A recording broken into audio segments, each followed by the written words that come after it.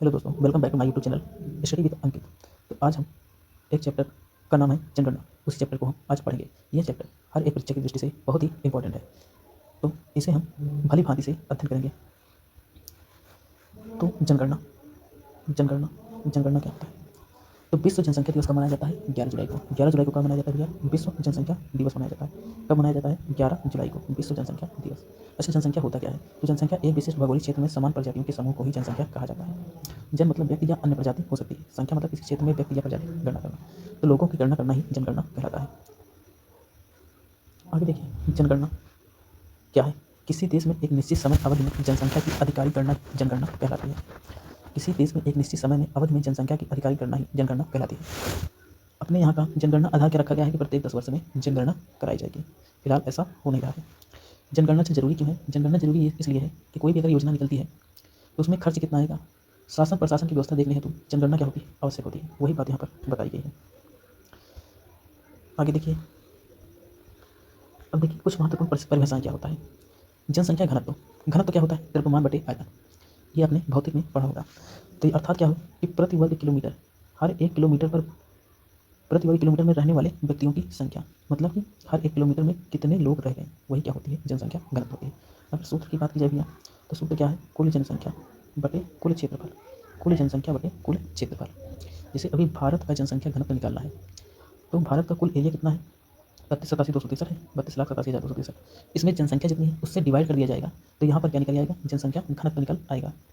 इस बात को ध्यान दीजिए। लिंगानुपात क्या होता है? लिंगानुपात का अर्थ है कि 1000 पुरुषों में स्त्रियों की संख्या ही क्या कहलाती है? लिंगानुपात कहलाती है। 1000 पुरुषों में स्त्रियों की संख्या ही क्या कहलाती है? लिंगानुपात कहलाती है। शिशु लिंगानुपात क्या होता है? तो जैसे लिंगानुपात होता है, अब शिशु देखा जाए तो 0 से 6 वर्ष की आयु में प्रति 1000 पुरुषों के शिशुओं की तुलना में उसी समूह में महिलाओं शिशुओं की संख्या क्या कहलाती है? शिशु लिंगानुपात कहलाती है। मतलब 0 से 6 वर्ष के बीच में पुरुष जो होंगे 1000, उनमें कितनी महिलाएं हैं, वही क्या कहलाती है? शिशु लिंगानुपात कहलाती है। अच्छा, साक्षरता दर क्या होता है? साक्षरता दर तो 7 वर्ष या उससे अधिक आयु के व्यक्ति में पढ़ने और लिखने की क्षमता का प्रतिशत, चाहे वह 7 वर्ष का हो या उससे अधिक हो, जो व्यक्ति होगा उसके पढ़ने लिखने की क्षमता ही साक्षरता दर में काउंट होगी। लेकिन 1971 के पहले यह जो मतलब कि इसकी न्यूनतम आयु रखी गई थी 5 वर्ष रखी गई थी, लेकिन 1971 के बाद इसकी आयु सीमा कितनी कर दी गई? 7 वर्ष कर दी गई। अब आगे देखिए भैया, 10 की वृद्धि द्वारा 10 की वृद्धि दर वही 10 वर्ष में कितनी वृद्धि परसेंटेज को दर्शाता है। तो यहाँ पर लिखा गया 10 वर्षों के मध्य जनसंख्या में हुई प्रतिशत वृद्धि। तो 10 वर्षों के मध्य जनसंख्या की प्रतिशत में हुई वृद्धि क्या कहलाती है?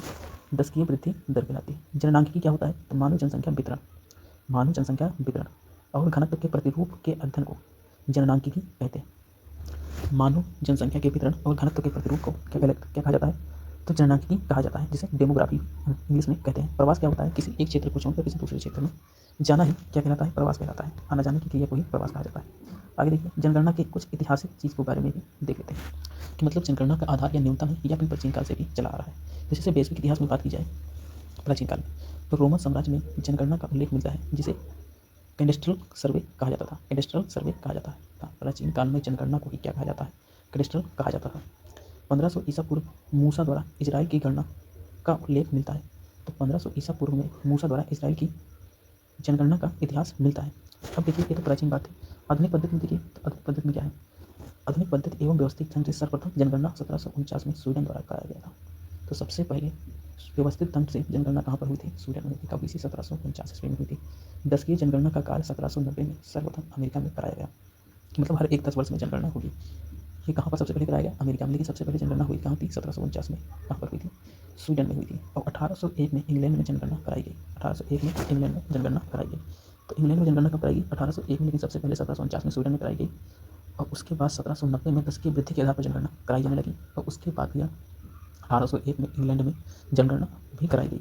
भारत में प्राचीन एवं मध्यकालीन भारत संदर्भ, इसे कौटिल्य के अर्थशास्त्र में राज्य की आर्थिक गतिविधियों के आकलन हेतु जनगणना की आंकड़ों की उपयोगिता को बताया गया था। ठीक है, अर्थशास्त्र में यह बात कही गई थी कि इसे आर्थिक गतिविधियों का आकलन करना है, तो उसमें अर्थशास्त्र चंद्रगुप्त मौर्य ने जो पुस्तक है उसमें यह बात बताई है। मुगल काल में अबुल फजल द्वारा रचित आईना अकबरी में भी जनगणना का उल्लेख मिलता है। कहाँ पर? अबुल फजल की कौन सी पुस्तक है? आईने अकबरी। आगे देखते हैं भैया, भारत में जनगणना का इतिहास। ये जनगणना ब्रिटिश के टाइम की बात है, तो वहाँ से देखा जाएगा, तो इसे ब्रिटिश भारत भी कहा जा सकता है। तो 1824 और 1827 और 28, तो जेम्स प्रिंसेप ने इंग्लैंड की जनगणना नीति को पहली बार इलाहाबाद में 1824 और बनारस में 1827 से 28 में प्रयोग लाया, जबकि सबसे इसकी पहली जनगणना 1801 में इंग्लैंड में हो चुकी थी। तो उसी का आधार 1824 इलाहाबाद में और बनारस में 1827 से 28 में प्रयोग में लाया गया। 1830 का देखिए, पहली पूर्ण जनगणना। किसी भारतीय साल की पहली पूर्ण जनगणना हेनरी वाल्टर द्वारा ढाका में आयोजित की गई थी। हेनरी वाल्टर को जनगणना का जनक भी कहा जाता है। किसी भारतीय साल की पहली पूर्ण जनगणना हेनरी वाल्टर द्वारा ढाका वर्तमान में बांग्लादेश में आयोजित की गई थी। हेनरी वाल्टर को ही जनगणना का जनक कहा जाता है। 1872 में भारत में पहली अनियमित जनगणना लॉर्ड मेयो के कार्यकाल में हुई। तो सबसे पहले अनियमित जनगणना कहाँ पर? 1872 में। किसके कार्यकाल में? लॉर्ड मेयो के कार्यकाल में। लेकिन 1886 में नियमित जनगणना, और नियमित जनगणना किसके काल में हुई? लॉर्ड रिपन के समय में प्रारंभ हुई थी। और लॉर्ड रिपन को स्थानीय स्वशासन का जनक भी कहा जाता है। पहले जनगणना आयुक्त कौन थे? डब्ल्यू सी प्लाडेन होते पहले जनगणना आयुक्त। अब जनगणना के प्रशासनिक एवं संवैधानिक स्वरूप को देख लीजिए। संवैधानिक प्रावधान, तो जनसंख्या किसका विषय है? जनसंख्या है या विषय है संसूची का। और संसूची अनुच्छेद किसके अंतर्गत आता है? मतलब कि इसका दायित्व कौन है? संविधान के अनुच्छेद 246 के तहत केंद्र सरकार इसकी जनगणना कराएगी। कानूनी आधार, आज़ादी के बाद 1948 में जनगणना अधिनियम पारित किया गया, जो जनगणना के वैधानिक स्तर प्रदान करता है। ठीक है भैया, इंपॉर्टेंट नहीं लेता। संगठनात्मक ढांचा, 1961 में गृह मंत्रालय के अधीन जनगणना विभाग का गठन किया गया। गृह मंत्रालय के अधीन जनगणना विभाग का गठन कब किया गया था? 1961 में। अच्छा, इसका शीर्ष अधिकारी कौन होगा? महारजिस्ट्रार एवं जनगणना आयुक्त। ठीक है भैया। स्वतंत्र भारत की पहली जनगणना कब हुई थी? 1951 में हुई थी। स्वतंत्र भारत की पहली जनगणना कब हुई थी? 1951 में हुई थी। जनगणना आयुक्त कौन था? MWM येटस व R.A. गोपाल स्वामी। स्वतंत्र भारत की पहली जनगणना कब हुई थी? 1951 में। अच्छा, भारत की जनसंख्या नीति क्या थी? 1927 में प्रथम जनसंख्या नीति, 1976 में नई जनसंख्या नीति, 2000 में M.S. स्वामीनाथन समिति रिपोर्ट के आधार पर नई जनसंख्या नीति।